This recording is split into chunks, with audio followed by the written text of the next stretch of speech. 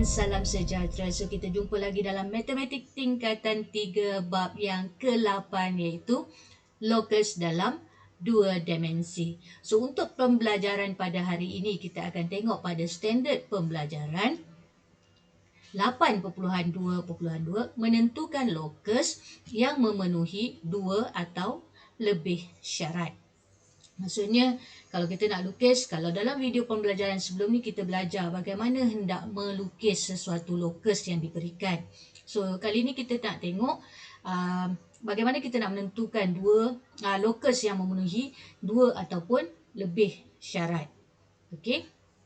So, untuk menentukan locus ini, persilangan bagi dua atau lebih locus boleh ditentukan dengan membina setiap locus yang dinyatakan pada satu rajah yang sama. Contohnya kalau jika sebelum ni kita lukis satu gambar rajah, satu locus. So kali ni kita lukis berapa locus yang dia nak tu dalam satu gambar rajah yang sama. Dan kita boleh nampak atau lihat persilangan antara locus-locus yang diberikan. Okey. So sebagai contoh untuk locus ini, saya ambil contoh 11 dalam buku teks muka surat 214. Okey, rajah di sebelah menunjukkan segi empat sama ABCD yang dilukis pada grid segi empat yang bersisi 1 unit. Titik X dan titik Y ialah dua titik yang bergerak di dalam segi empat sama ABCD tersebut. Pada rajah lukis A, locus bagi titik X yang bergerak dengan keadaan jaraknya sentiasa 7 unit dari A. Okay. Soalan B, lukis locus bagi titik Y yang bergerak dengan keadaan jaraknya adalah sentiasa sama dari garis AB dan garis CD.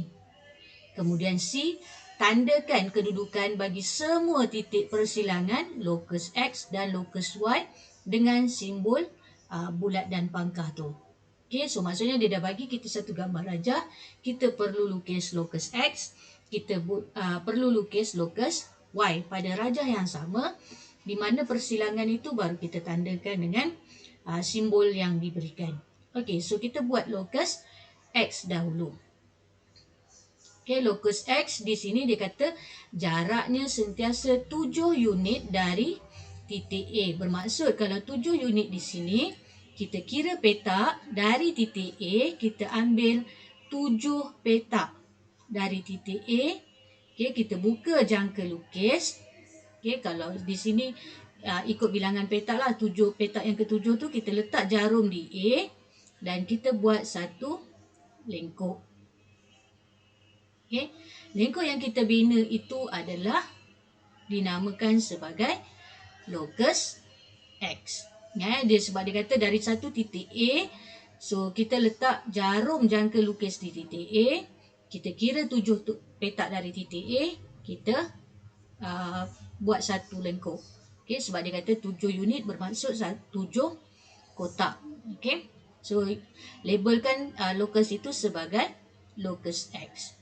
Okey, yang kedua, bina locus Y yang jaraknya sentiasa sama dari garis AB dan garis CD. So garis AB dan garis CD, so jarak yang sama adalah locus Y ni secara melintang.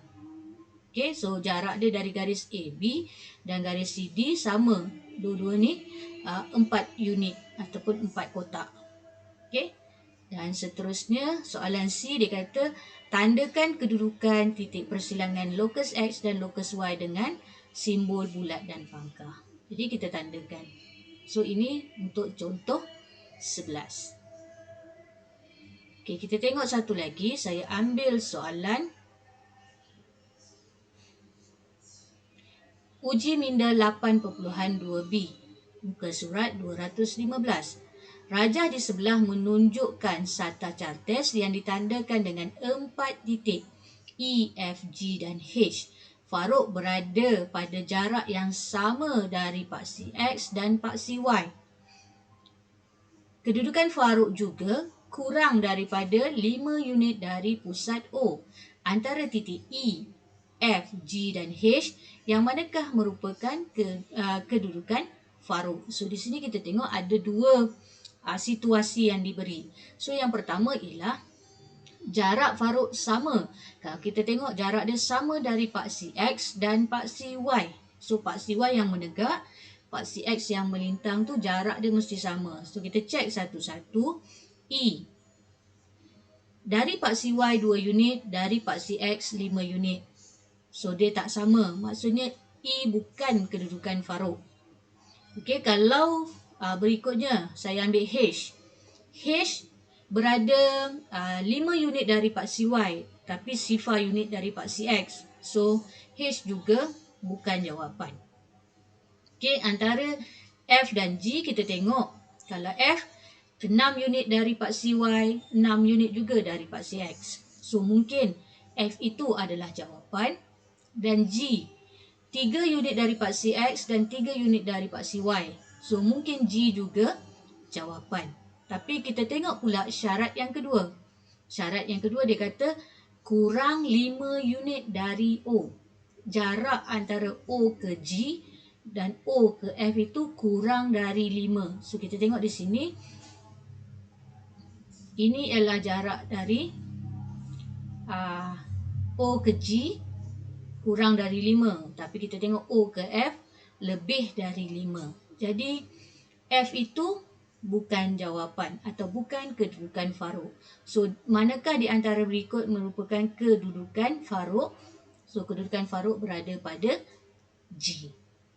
Okay, ini macam mana kita nak menentukan lokus bagi beberapa situasi yang diberi.